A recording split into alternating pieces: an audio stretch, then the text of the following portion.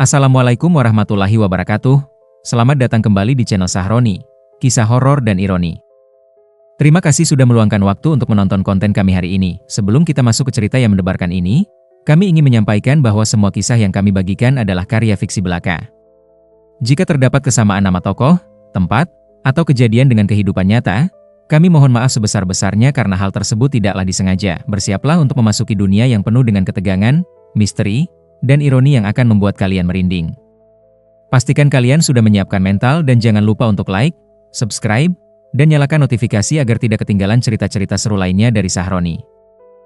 Namaku Dinda. Aku menulis ini sebagai peringatan terakhir sebelum semuanya terlambat. Jika kau menemukan tulisan ini, percayalah, tidak semua pernikahan adalah berkah. Ada yang lahir dari kutukan, dari ambisi gelap yang mengubur cinta dalam kegelapan abadi. Semuanya dimulai 6 bulan lalu, ketika aku pertama kali bertemu Bagas di sebuah kafe di Semarang. Dia tampan, sopan, dan yang terpenting, dia memiliki segalanya. Mobil mewah, rumah megah di kawasan elit, bisnis properti yang berkembang pesat. Aku yang hanya seorang guru honor dengan gaji pas-pasan, merasa seperti dalam dongeng ketika dia mulai mendekati aku. "Dinda, boleh aku duduk di sini?" tanyanya sore itu, sambil menunjuk kursi kosong di depanku. Aku mengangguk, jantungku berdebar. Dia tersenyum, senyum yang sangat menawan hingga membuatku lupa bahwa aku bahkan tidak mengenalnya. Perkenalan kami berkembang cepat. Terlalu cepat, jika kupikir sekarang. Dalam waktu 2 minggu, kami sudah bertemu hampir setiap hari. Bagas selalu membawa bunga, membawaku ke restoran mewah, dan yang paling membuatku terpikat, dia berbicara tentang masa depan. "Aku ingin menikahimu, Dinda," katanya suatu malam di tepi Sungai Garang. Angin sepal-sepal menerpa wajahku, tapi yang membuatku membeku adalah kalimat itu. "Kami baru mengenal 2 bulan. Bagas, ini terlalu cepat," balasku, mencoba terdengar rasional meskipun hatiku berbunga-bunga. "Cepat atau lambat, aku tahu kamu adalah orangnya. Ibu juga sudah tidak sabar menunggu." Dia menggenggam tanganku erat. "Tolong, jangan buat aku menunggu lama." Ada sesuatu dalam tatapan matanya, sesuatu yang membuatku tidak bisa menolak. Seperti ada desakan lembut namun kuat yang memaksaku mengangguk. "Baiklah," bisikku. "Tapi aku ingin mengenalmu lebih dulu. Dan keluargamu." Senyumnya melebar. Tapi entah kenapa, senyum itu tidak sampai ke matanya. Pertemuan pertama dengan keluarga Bagas membuatku merinding, meskipun saat itu aku tidak menyadarinya. Rumah mereka sangat besar. Mansion dengan gaya kolonial yang megah namun terasa dingin. Sangat dingin. Bahkan di tengah siang bolong, rumah itu seperti menyimpan dingin malam. "Ah, ini dia calon menantuku." Ibu Bagas, Bu Ratna, menyambutku dengan senyum lebar. Wajahnya cantik untuk usianya yang sudah lewat 50 tahun, tapi ada sesuatu yang aneh pada matanya. Matanya terlalu tajam, terlalu mengamati, seperti sedang mengukur sesuatu. "Selamat siang, Bu," sapaku sopan sambil menyalami tangannya. Tangannya dingin. Sangat dingin. Seperti tangan mayat. Cantik sekali. Bagas memang selalu punya selera yang bagus. Bu Ratna memandangku dari atas ke bawah. "Berapa umurmu, Nak?" 24 tahun, Bu." "Sempurna." Dia mengangguk puas. "Masih muda, masih segar. Cocok sekali." Aku merasa aneh dengan pilihannya kata, tapi aku abaikan. Mungkin hanya gaya bicaranya yang kuno. Di ruang makan, aku bertemu dengan adik Bagas, Siska, dan ayahnya, Pak Heru. Siska gadis berusia 19 tahun yang sangat pendiam. Sepanjang makan siang, dia hanya menatapku dengan tatapan kosong, seperti orang yang kehilangan jiwa. Pak Heru tidak banyak bicara, hanya mengangguk-angguk sambil sesekali memandangiku dengan tatapan yang membuatku tidak nyaman. "Dinda, kamu percaya pada takdir?" tanya Bu Ratna tiba-tiba, memecah keheningan yang canggung. Iya, Bu. Saya percaya," jawabku ragu. "Bagus. Karena pertemuan kalian dengan Bagas memang sudah ditakdirkan." Bu Ratna tersenyum, tapi senyumnya membuat bulu kuduku berdiri. "Sudah ditakdirkan sejak lama. Bahkan sebelum kamu lahir." "Ibu," Bagas memotong. "Jangan buat Dinda takut. Aku tidak membuatnya takut, Nak. Aku hanya menyampaikan kenyataan. Bu Ratna meletakkan sendoknya. Dinda, aku harap kamu siap untuk menjadi bagian dari keluarga ini. Karena sekali masuk, tidak ada jalan keluar. Jantungku berdegup kencang. Apa maksud ibu? Maksud ibu adalah, keluarga kami sangat menjaga tradisi.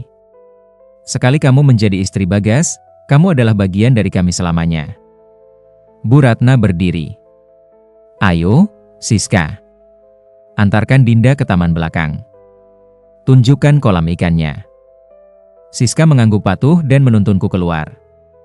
Sepanjang jalan, dia tidak berkata apa-apa. Kami melewati lorong panjang dengan dinding yang dipenuhi foto-foto keluarga. Aku memperhatikan beberapa foto lama, foto-foto pernikahan. Tapi ada yang aneh. Di setiap foto pernikahan itu, pengantinnya selalu berbeda, tapi latar belakangnya sama, halaman rumah ini. Dan yang lebih aneh lagi, di setiap foto itu, di sudut belakang, selalu ada sosok berbayang yang berdiri membelakangi kamera. Siska, itu foto siapa saja? Tanyaku. Siska berhenti berjalan. Dia menatapku dengan mata berkaca-kaca. Mereka para pengantin. Pengantin? Maksudmu, pengantin tumbal? Bisiknya pelan, hampir tidak terdengar. Sepertimu. Aku tersentak.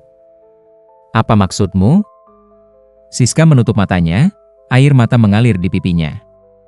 Lari, Kak. Lari sebelum terlambat. Mereka akan mengambilmu di malam pertama. Seperti yang mereka lakukan pada kakak-kakak iparku yang lain. Sebelum aku bisa bertanya lebih lanjut, Bu Ratna muncul di ujung lorong. Siska. Apa yang kamu katakan? Bentaknya. Siska langsung berlari meninggalkanku, menghilang ke dalam rumah yang gelap. Bu Ratna mendekati aku dengan langkah cepat.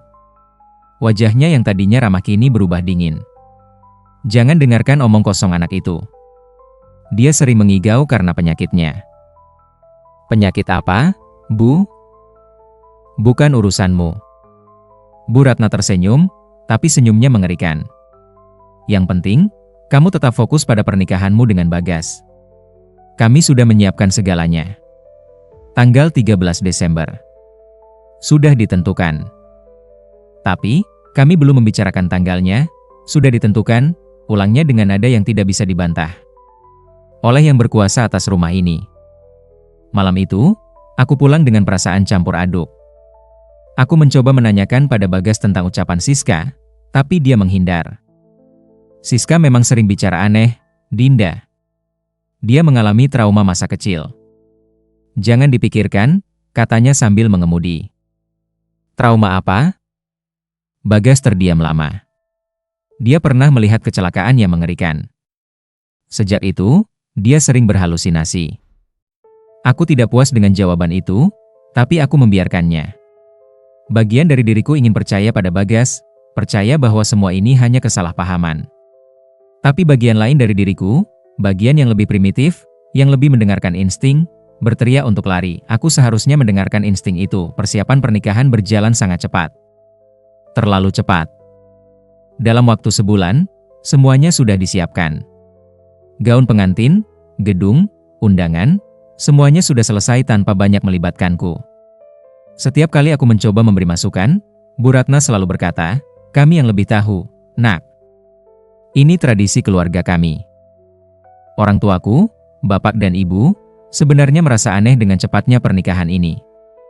Tapi ketika melihat kemewahan keluarga Bagas, keraguan mereka sirna. Mereka bahkan terlihat bangga. Kamu beruntung, Dinda, kata ibu suatu hari. Dapat menantu kaya raya seperti Bagas. Jangan sia-siakan kesempatan ini. Tapi ada satu orang yang tidak setuju, Mbah Darmi, nenek buyutku. Beliau sudah berusia 90 tahun, tapi masih sangat waras. Ketika mendengar kabar pernikahanku, beliau memintaku datang ke rumahnya di desa. Dinda, ceritakan pada Mbah tentang calon suamimu, pintanya dengan suara lemah. Aku menceritakan semuanya, tentang Bagas, keluarganya, rumahnya, dan juga ucapan Siska. Wajah Mbah Darmi berubah pucat. Dinda, apa nama keluarga mereka? Wiranto, Mbah. Kenapa? Mbah Darmi menutup mata, air matanya mengalir. Aku mengenal keluarga itu. Dulu, nenek mereka, Nyai Asih, dikenal sebagai seorang yang ahli dalam ilmu hitam. Dia pernah datang ke desa ini, mencari tumbal untuk ritualnya. Tubuhku membeku. Tumbal pengantin? Embah mengangguk pelan. Dia membuat perjanjian dengan sosok yang sangat gelap.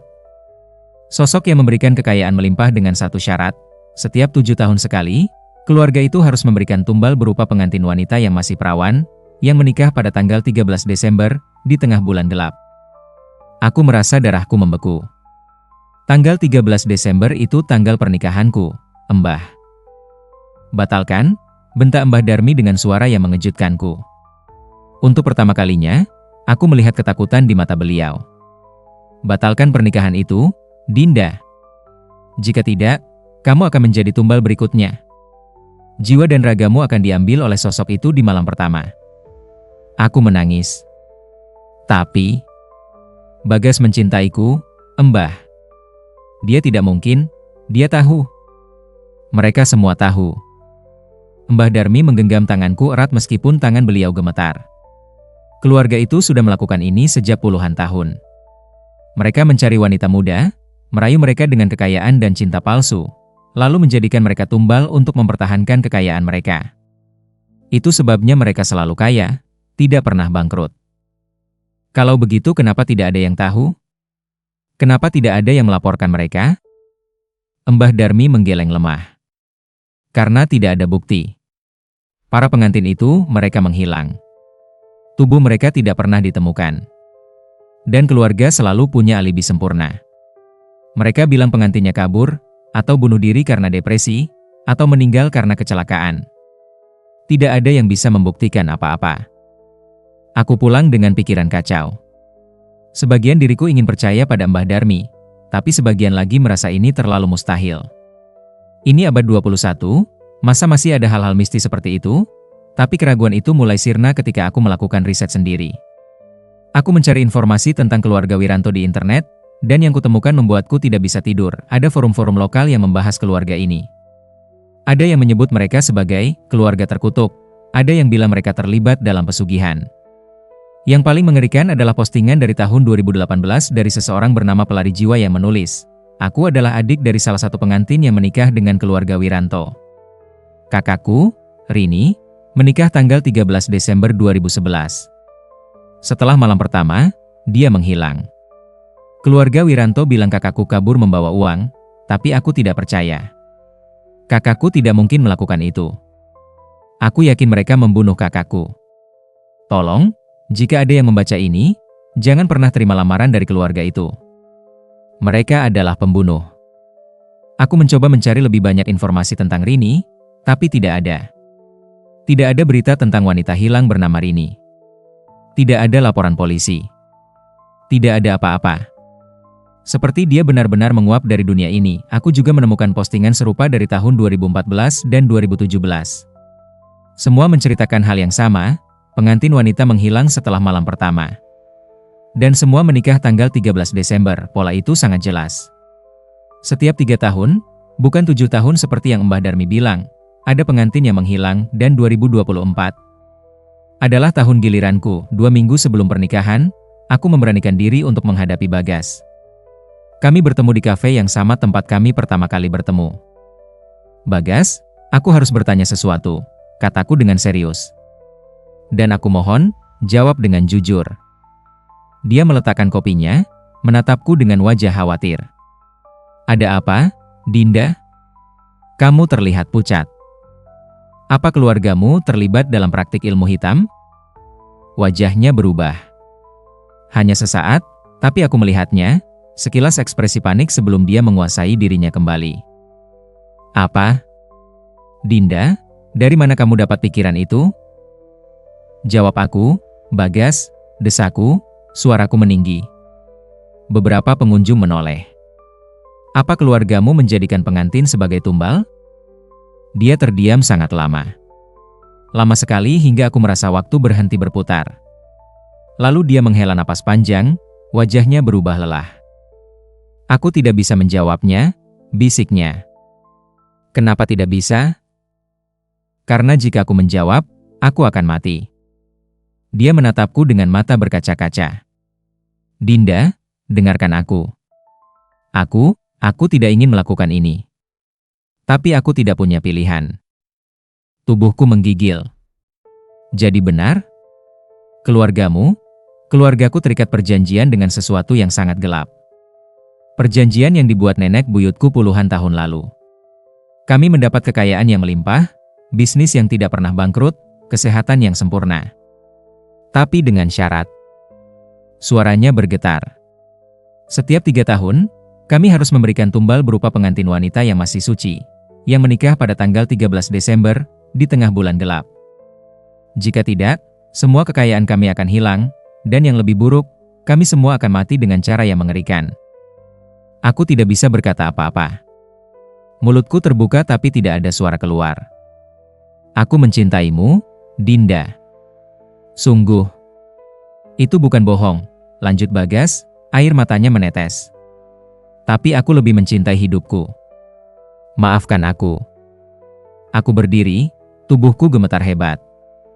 Aku akan membatalkan pernikahan ini. Bagas menggeleng. Kamu tidak bisa. Perjanjian sudah dibuat. Begitu aku melamarmu dan kamu menerima, perjanjian itu sudah mengikat. Jika kamu membatalkan pernikahan, kamu akan mati dalam waktu 3 hari. Kamu gila, teriakku. Kamu dan keluargamu adalah pembunuh. Kami korban, Dinda. Bagas berdiri, mencoba menggapai tanganku tapi aku mengelak. Kami juga korban dari perjanjian yang dibuat nenek kami. Kami tidak bisa keluar dari ini. Satu-satunya cara menghentikan kutukan ini adalah dengan terus memberikan tumbal. Lalu kenapa kamu melamarku jika kamu mencintaiku? Kenapa kamu tidak mencari orang lain? Bagas menutup wajahnya. Karena ibu yang memilihmu. Ibu yang selalu memilih. Dia punya mata untuk melihat wanita yang cocok. Wanita yang masih murni, yang belum tersentuh oleh lelaki manapun, yang jiwanya masih utuh. Sosok itu hanya mau menerima yang terbaik. Aku berlari meninggalkan kafe itu, berlari sekencang yang aku bisa meskipun aku tidak tahu harus lari kemana. Duniaku hancur. Pria yang kucintai ternyata akan menjadikanku tumbal.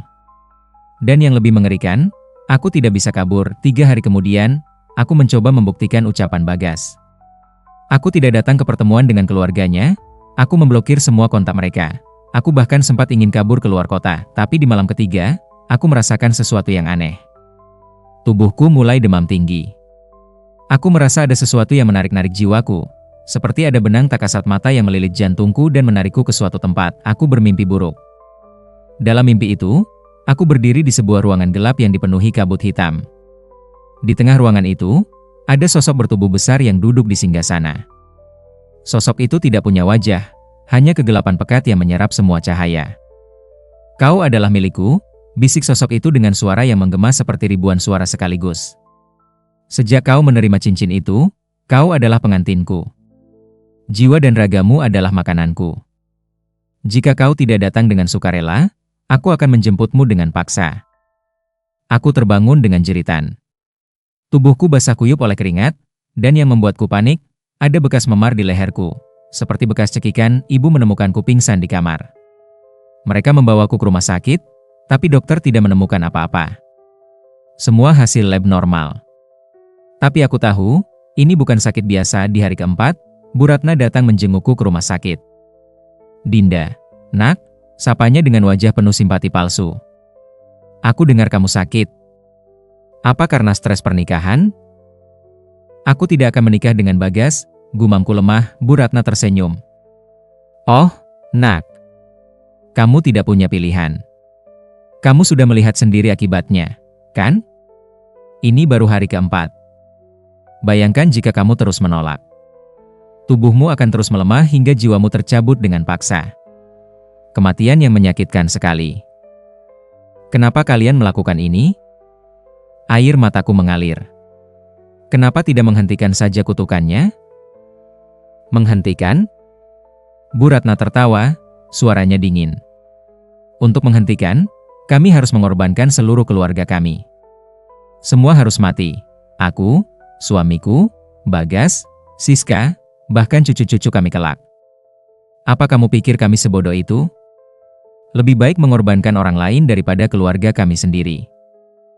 Kalian adalah monster, bisikku. Kami adalah penyintas, koreksi Bu Ratna. Dan kamu akan menjadi tumbal yang sempurna. Sosok itu sudah sangat menantikanmu. Dia bilang kamu punya jiwa yang sangat murni, yang akan membuatnya kenyang untuk 3 tahun ke depan. Setelah Bu Ratna pergi, aku mencoba mencari cara untuk keluar dari situasi ini. Aku menelepon berbagai orang, kiai, pendeta, bahkan paranormal. Tapi semua memberikan jawaban yang sama. Perjanjian yang sudah ditandatangani dengan darah tidak bisa dibatalkan kecuali dengan darah juga. Satu-satunya cara adalah mengorbankan orang yang membuat perjanjian itu, kata seorang kiai yang kuhubungi. Tapi biasanya orang itu sudah mati. Dan jika sudah mati, kutukannya akan terus berjalan hingga 7 generasi. Aku putus asa. Benar-benar putus asa, tanggal 13 Desember 2024 tiba. Hari yang seharusnya menjadi hari terindah dalam hidupku berubah menjadi hari paling kelam. Aku mencoba kabur pagi itu. Aku mengemas tas dan bersiap kabur ke terminal bus. Tapi saat membuka pintu, aku menemukan Bagas sudah berdiri di sana, wajahnya datar. Kamu tidak bisa kabur, Dinda, katanya pelan. Percayalah, aku sudah mencoba menyelamatkan pengantin sebelumnya. Tapi sosok itu selalu menemukan cara untuk membawa mereka kembali.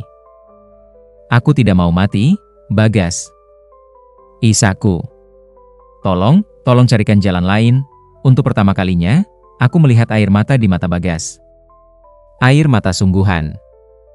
Aku sudah mencari. Selama 3 tahun, aku mencari cara untuk menghentikan ini. Tapi tidak ada. Tidak ada satupun cara. Dia menggenggam tanganku. Aku mencintaimu, Dinda. Maafkan aku. Akad nikah dilangsungkan di rumah keluarga Wiranto, di ruangan yang sama dengan yang kulihat di foto-foto. Suasananya sangat dingin meskipun di luar matahari bersinar terik. Para tamu yang hadir kebanyakan adalah kerabat keluarga Wiranto. Mereka semua menatapku dengan tatapan aneh, seperti menatap hewan yang akan disembelih. Orang tuaku hadir dengan wajah bahagia, tidak menyadari bahwa mereka sedang mengantarkan anaknya ke kematian. Dinda, kamu cantik sekali, puji ibu sambil merapikan kerudungan pengantinku. Bapak dan ibu sangat bangga padamu. Aku ingin berteriak, ingin memberitahu mereka, tapi tenggorokanku terasa tercekik. Seperti ada yang mencegahku berbicara. Akad nikah berlangsung. Aku mendengar Bagas mengucapkan ijab kabul dengan suara yang bergetar. Aku mendengar tepuk tangan para tamu. Aku merasakan cincin dingin yang dimasukkan ke jariku. Semua terasa seperti mimpi buruk yang perlahan berubah menjadi kenyataan. Yang aneh adalah, sepanjang akad, aku merasa ada seseorang yang berdiri di belakangku. Seseorang yang sangat tinggi, yang hembusannya dingin menerpa leherku. Tapi setiap kali aku menoleh, tidak ada siapa-siapa. Setelah akad, ada resepsi singkat. Aku tidak makan apa-apa, perutku mual. Aku melihat Siska duduk di sudut ruangan, menangis dalam diam. Aku ingin menghampirinya, tapi Bu Ratna selalu mengawasiku seperti elang. Ketika malam tiba, tamu pun mulai pulang. Orang tuaku juga pulang dengan wajah puas, meninggalkan aku di rumah yang asing ini. Waktunya ke kamar pengantin, Nak, kata Bu Ratna sambil menuntunku ke lantai 2. Kami berjalan melewati lorong yang sama dengan yang pernah kujejaki bersama Siska. Foto-foto para pengantin sebelumku menatapku dengan tatapan kosong. Bu Ratna membuka sebuah pintu di ujung lorong. Di dalam ada kamar yang sangat besar, dengan tempat tidur berukuran king yang dihiasi kelopak bunga merah. Merah seperti darah.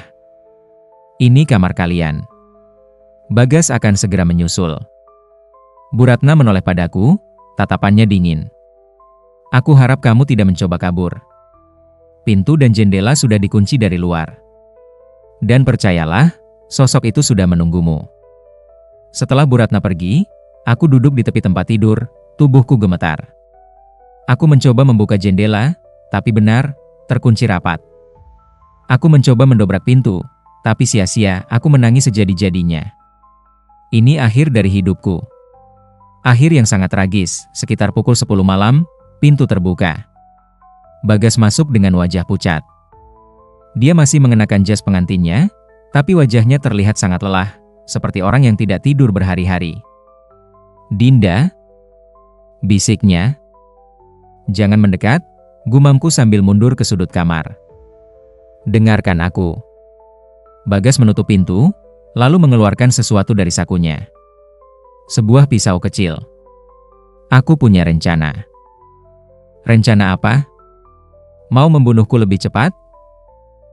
Tidak. Rencana untuk menyelamatkanmu. Dia menggenggam pisau itu erat hingga tangannya bergetar. Satu-satunya cara untuk membatalkan perjanjian ini adalah dengan mengorbankan darah keturunan langsung dari orang yang membuat perjanjian. Nenek buyutku, Nyai Asih, sudah mati. Tapi ibu masih hidup. Ibu adalah cucu langsung Nyai Asih. Aku menatapnya tidak percaya. Kamu mau membunuh ibumu? Aku tidak sanggup. Air matanya jatuh. Tapi aku juga tidak sanggup membiarkanmu mati. Jadi dia menarik napas panjang, aku akan mengorbankan diriku sendiri. Aku juga keturunan langsung. Darahku juga bisa. Bagas, tidak. Aku berlari menghampirinya, merebut pisau itu. Ini gila. Kamu tidak bisa. Ini satu-satunya cara, bentaknya. Sosok itu akan datang tengah malam. Jika aku mati sebelum itu, perjanjian akan terbatalkan, dan kamu bisa bebas. Lalu bagaimana denganmu? Aku sudah lelah, Dinda. Dia merosot ke lantai, menangis. Aku lelah hidup dengan kutukan ini. Aku lelah melihat wanita-wanita yang tidak bersalah mati karena keserakahan keluargaku. Aku ingin mengakhiri ini. Aku ingin menebus dosa-dosa kami. Aku memeluknya, kita berdua menangis dalam pelukan. Untuk pertama kalinya, aku merasakan cinta yang tulus dari Bagas, cinta yang tidak dikotori oleh kutukan atau ambisi. Tapi pasti ada cara lain, bisikku. Pasti ada, tidak ada. Bagas melepas pelukanku, menatapku dengan tatapan penuh cinta. Aku mencintaimu, Dinda. Meski kita hanya bersama selama beberapa bulan, kamu adalah satu-satunya wanita yang benar-benar aku cintai. Maafkan aku untuk semua kebohonganku. Maafkan aku karena menjadikanmu korban. Sebelum aku bisa menghentikannya, Bagas merebut pisau itu dan dia menusukkan pisau itu ke dadanya sendiri. Bagas, teriakku, tapi sudah terlambat, darah mengalir dari lukanya, membasahi gaun pengantinku. Bagas jatuh ke lantai, napasnya tersengal-sengal. Dinda lari sebelum sosok itu datang. Bisiknya dengan suara yang semakin lemah. Ambil darahku, oleskan di kening dan dadamu, itu akan melindungimu. Aku tidak akan meninggalkanmu, isakku sambil menekan lukanya, mencoba menghentikan pendarahan. Tapi darahnya terlalu banyak. Kumohon lari. Mata Bagas perlahan menutup. Aku mencintaimu, itu adalah kata-kata terakhirnya. Bagas meninggal di pelukanku, meninggalkanku sendirian di kamar itu dengan tubuh yang berlumuran darah. Aku tahu aku harus lari, tapi kakiku tidak bisa bergerak. Aku terpaku memeluk tubuh Bagas, menangis hingga tidak ada lagi air mata yang keluar. Tiba-tiba, suhu ruangan turun drastis. Napasku mengepul. Lilin-lilin di kamar itu padam satu persatu, meninggalkan kami dalam kegelapan. Lalu aku mendengarnya, suara langkah kaki berat yang menggema dari luar kamar. Langkah yang lambat tapi pasti, semakin mendekat. Pintu kamar terbuka perlahan meskipun tidak ada yang menyentuhnya. Dan di ambang pintu itu, berdiri sosok yang pernah kulihat dalam mimpiku. Sosok tinggi besar dengan kegelapan menggantikan wajahnya. Pengantinku, bisiknya dengan suara yang membuat seluruh tubuhku gemetar. Akhirnya kau datang. Aku tidak bisa bergerak. Tidak bisa berteriak. Aku hanya bisa menatap sosok mengerikan itu saat dia melangkah masuk, kaki besarnya menginjak genangan darah Bagas. Tumbal telah diberikan. Tapi tumbal yang salah. Sosok itu menunduk, menatapku meskipun dia tidak punya mata. Yang aku inginkan adalah kamu. Jiwamu yang murni. Jiwamu yang masih utuh. Dia mengulurkan tangan yang panjang dengan jari-jari seperti cakar, ke arahku. Saat itu aku teringat ucapan Bagas. Dengan tangan gemetar, aku mencelupkan jariku ke genangan darah Bagas, lalu mengoleskannya di dahi dan dadaku. Sosok itu mendesis, seperti ular yang kesakitan. Darah pengorbanan, kau menggunakan darah pengorbanan. Pergi, teriakku dengan suara yang tidak kusangka bisa keluar dari tenggorokanku. Bagas sudah mengorbankan dirinya. Perjanjian sudah dibatalkan. Pergi dan jangan pernah kembali. Sosok itu meraung, suara yang sangat mengerikan hingga kaca jendela pecah berkeping-keping. Tubuhnya mulai menghitam, seperti asap yang terbakar. Perjanjian belum selesai. Arangnya masih ada, keturunan yang lain masih ada.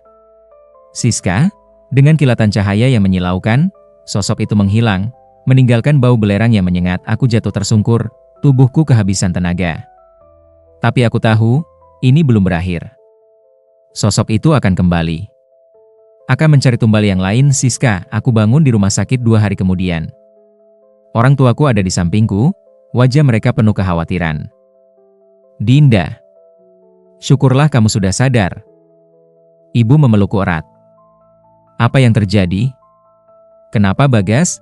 Dia bunuh diri, Bu, bisikku. Itu versi resmi yang diberitakan. Tidak ada yang percaya tentang kutukan atau tumbal pengantin. Semua mengira Bagas bunuh diri karena depresi. Keluarga Wiranto menggelar pemakaman yang megah untuk Bagas. Tapi yang aneh, Bu Ratna sama sekali tidak menangis. Dia hanya menatap peti mati anaknya dengan tatapan kosong, seperti menatap barang yang rusak. Setelah pemakaman, aku mencoba menemui Siska. Tapi dia sudah tidak ada. Bu Ratna bilang Siska dikirim ke luar negeri untuk sekolah. Tapi aku tidak percaya. Aku mencoba mencarinya, tapi tidak ada jejak. Siska menghilang seperti menguap. 2 bulan setelah kematian Bagas, aku mendapat kiriman paket. Di dalamnya ada sebuah buku diari dengan sampul hitam. Buku itu lusuh, seperti sudah sangat tua. Aku membukanya, dan yang kubaca membuat darahku membeku. Itu adalah diari Nyai Asih, nenek buyut keluarga Wiranto. Di dalamnya tertulis perjanjian lengkap yang dia buat dengan sosok gelap itu. Dan di halaman terakhir, ada tulisan dengan tinta merah. Perjanjian ini akan berakhir jika semua keturunan langsung sudah punah. Atau jika ada yang berani mengorbankan diri dengan ikhlas, tanpa paksaan, demi cinta yang tulus. Hanya cinta sejati yang bisa memecah kutukan ini. Bagas sudah melakukannya. Bagas mengorbankan dirinya karena cinta. Tapi kenapa kutukannya belum berakhir? Kenapa sosok itu masih ada? Aku terus membaca dan menemukan jawaban yang mengerikan. Jika pengorbanan dilakukan tapi pengorbanan itu tidak diterima oleh yang dikutuk, maka kutukan akan berpindah kepada keturunan terdekat yang masih hidup. Siska, dan yang lebih mengerikan lagi, di halaman paling akhir, ada tulisan dengan tinta yang masih basah, tulisan yang baru dibuat, tanggal 13 Desember 2027. Pengantin berikutnya sudah ditentukan. Siska Wiranto. Dia tidak akan bisa lari. Tidak ada yang bisa lari dari perjanjian ini. Aku menutup diari itu, tanganku gemetar hebat. Aku harus menemukan Siska. Aku harus menyelamatkannya sebelum terlambat, tapi aku tahu, di dalam hatiku aku tahu, kutukan ini tidak akan pernah berakhir. Tidak sampai semua keturunan Nyai Asih mati, atau sampai seseorang menemukan cara untuk membunuh sosok gelap itu, dan aku adalah istri dari keturunan itu. Yang berarti, secara tidak langsung, aku juga sudah menjadi bagian dari keluarga terkutuk ini. Aku melihat ke cermin, dan untuk pertama kalinya aku melihatnya, bayangan hitam yang berdiri di belakangku. Bayangan yang sama dengan yang ada di foto-foto pengantin lainnya. Sosok itu tidak mengambil jiwaku di malam pertama karena Bagas mengorbankan dirinya. Tapi itu bukan berarti aku bebas, aku akan hidup dengan bayangan ini selamanya. Bayangan yang menunggu, menanti, hingga tiba saatnya untuk mengklaim jiwaku, dan malam demi malam, aku mendengar bisikan di telingaku, kau adalah milikku. Cepat atau lambat, kau akan menjadi pengantinku. Di dunia yang lebih gelap, lebih abadi, lebih menyakitkan. Inilah akhir dari ceritaku. Aku menulis ini sebagai peringatan. Jika kamu bertemu dengan keluarga yang terlalu sempurna, yang terlalu kaya tanpa alasan jelas, yang melamarmu terlalu cepat, lari. Lari sejauh mungkin, jangan seperti aku, yang terjebak dalam pernikahan yang dikutuk, dalam keluarga yang dipenuhi darah dan pengorbanan, dalam bayang-bayang sosok yang tidak akan pernah berhenti menagih, karena tumbal pengantin bukan hanya kehilangan hidup. Mereka kehilangan jiwa, kehilangan kedamaian, kehilangan segalanya, dan aku adalah salah satu dari mereka sekarang, selamanya. Catatan ini ditemukan di sebuah apartemen kosong di Jakarta Selatan pada tanggal 20 Desember 2024. Penghuni apartemen, seorang wanita berusia 24 tahun bernama Dinda, dilaporkan hilang sejak tanggal 15 Desember. Tidak ada jejak kekerasan, tidak ada tanda-tanda pemberontakan. Dia menghilang seolah-olah menguap begitu saja, yang tersisa hanya catatan ini, dan sebuah foto pernikahan di atas meja. Dalam foto itu, Dinda berdiri dengan gaun pengantin bersama seorang pria tampan. Tapi yang membuat polisi merinding adalah, di belakang mereka, terlihat bayangan hitam besar yang berdiri, seperti sedang merangkul kedua pengantin itu. Kasus ini ditutup sebagai kasus orang hilang yang tidak terpecahkan, tapi warga sekitar apartemen itu sering mendengar suara tangisan wanita di malam hari. Tangisan yang sangat menyayat hati, yang membuat siapapun yang mendengarnya merasa sedih yang mendalam. Dan jika kau berjalan melewati apartemen itu pada tanggal 13 Desember di tengah malam, kau akan melihat sosok wanita berjubah pengantin berdiri di jendela lantai 15. Dia tidak bergerak. Hanya menatap keluar dengan mata kosong, menunggu, selalu menunggu untuk pengantin berikutnya. Terima kasih yang sebesar-besarnya sudah setia mendengarkan kisah sampai selesai. Kehadiran kalian adalah motivasi terbesar bagi kami untuk terus menghadirkan cerita-cerita horor yang tidak hanya menegangkan, tapi juga penuh dengan ironi kehidupan yang menggugah pikiran. Jangan lupa untuk subscribe dan aktifkan notifikasi agar kalian tidak melewatkan kisah-kisah berikutnya yang pastinya akan membawa kalian masuk lebih dalam ke dunia misteri dan keanehan yang menggelitik rasa penasaran. Sampai jumpa kembali di cerita selanjutnya. Semoga malam kalian penuh kedamaian, dan keberanian kalian tak pernah surut menghadapi kegelapan. Wassalamualaikum warahmatullahi wabarakatuh.